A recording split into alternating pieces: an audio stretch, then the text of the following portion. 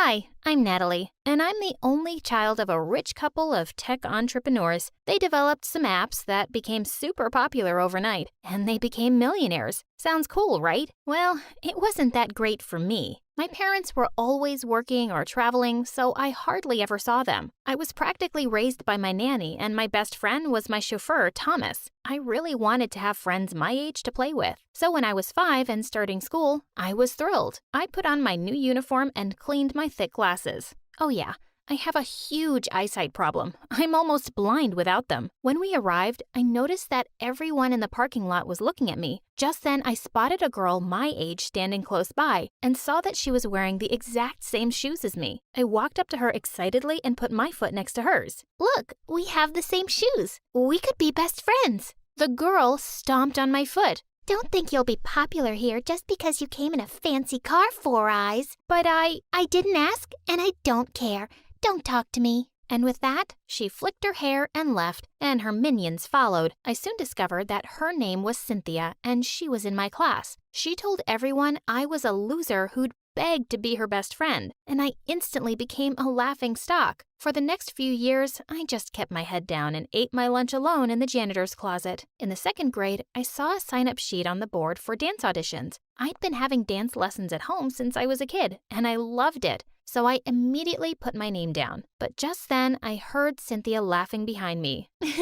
There's no place for you here. Only talented dancers can join the class. The ones who don't wear stupid glasses. I was so tired of her walking all over me. I am a talented dancer. You don't get to decide what my place is. With that heavy equipment in front of your eyes?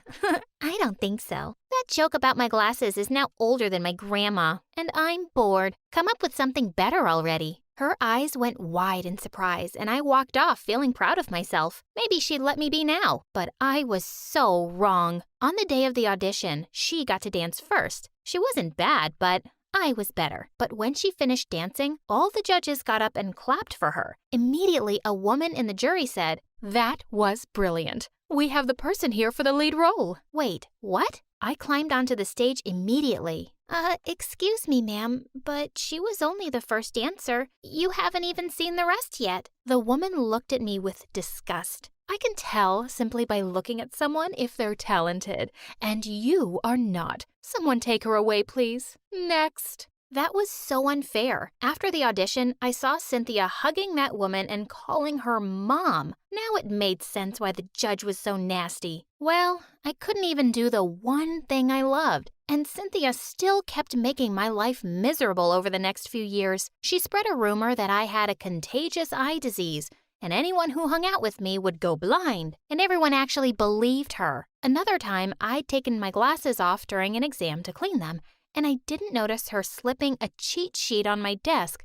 I nearly got suspended. I spent most of my time denying all these stupid rumors, and it was exhausting. One day in 7th grade, as I was walking down the corridor, Cynthia pushed me and my glasses fell off. I started to crawl, feeling the floor with my hands. As I vaguely spotted the glasses and reached out for them, Cynthia stepped forward and crushed them with her foot. That was it. I attacked her blurry figure, knocking her to the ground. We were wrestling and pulling each other's hair when a teacher intervened, and we both ended up in the principal's office. Cynthia looked totally chilled out, and her mom landed 2 minutes later to defend her. Oh, I know this child. She's a troublemaker. Her mom was on the school board, and the principal seemed to believe her instantly. Where are your parents? Your father said he'd be here right away. Before I could answer, Thomas opened the door. Oh, that's not her father. That's her chauffeur.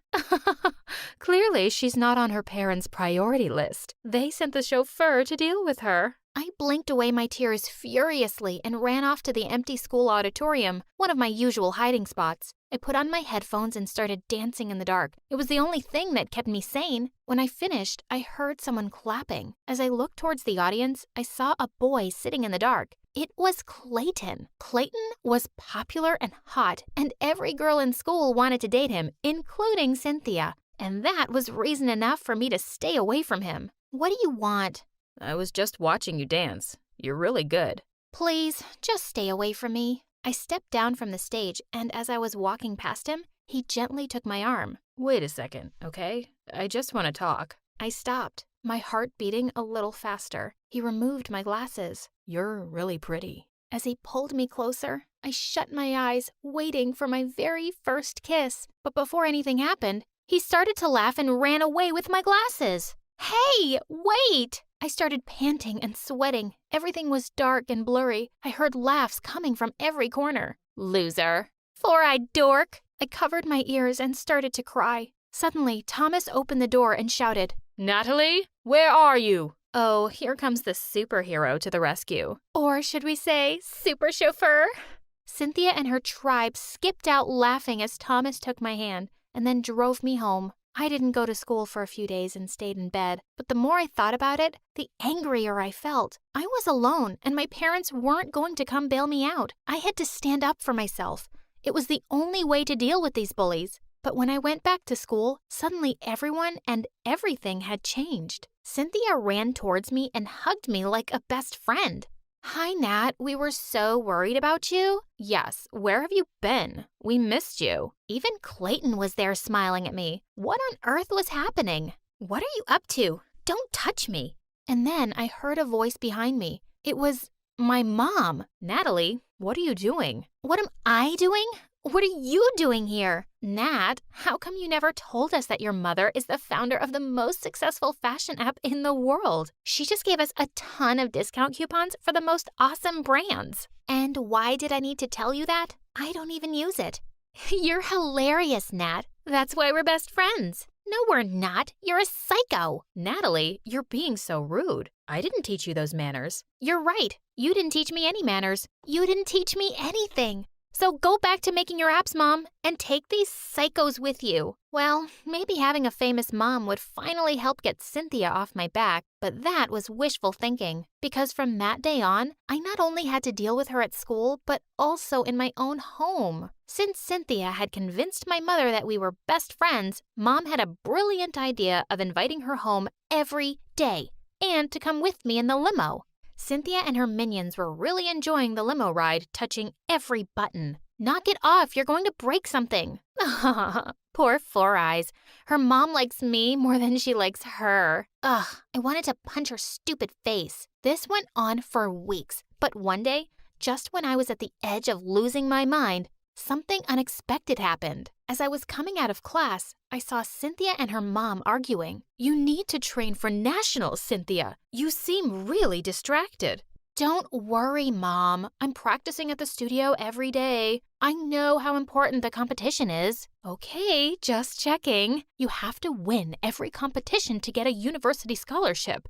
Your stupid father has left me with no money, and you have to go to Juilliard. It's important for my reputation." "I know, Mom." I realized Cynthia had been lying to her mom about going for practice because she was always at my place. Now was my chance to get rid of her once and for all. That afternoon, when Cynthia was at my place as usual, I stole her cell phone, took her mom's number, and called her, acting as a secretary from the dance studio. "Hi, I wanted to tell you that your daughter had an accident at the studio and you're her emergency contact. Can you please come over immediately?" "Oh my God, is she okay?" "Yes, she's fine, but she's asking for you. I'm sending you the address." "I'll be right there." Okay, that was a bit dramatic, I know. When I heard a car screech to a halt outside my house, I went running out.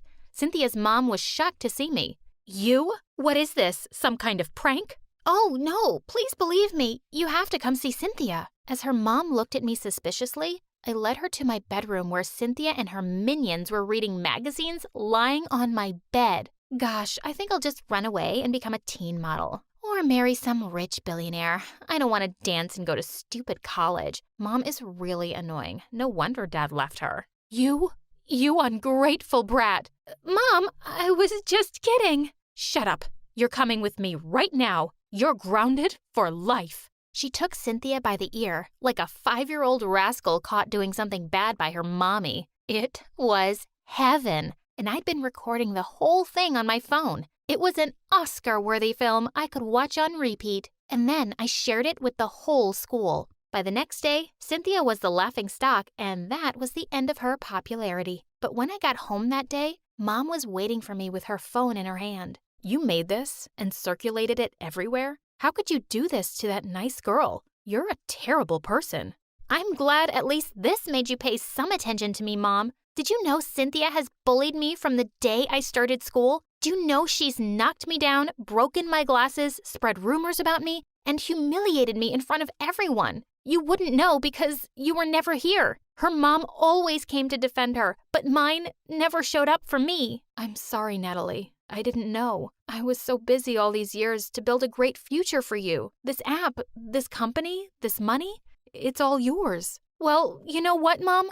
I always thought I was angry at you for never having any time for me. But now I think what's been bothering me all along is that I'll grow up to run your company one day and I'll become someone like you. And I don't want to be like you. I don't want to ignore the people who love me the most for some company or money. Oh, I didn't know you hated me this much. Mom, I don't hate you. I hate the fact that I might turn out to be a mother like you. Please, forgive me. Please, give me a chance. I wasn't ready to forgive her right away, and I didn't talk to her for months. But it seemed like my words had really moved her, and she kept trying to make up for all the lost time. And eventually, I decided to give her a chance again. And, well, Cynthia, she never bothered me again. She was now a prisoner of her mother, who didn't take her eyes off her and forced her to dance every single day.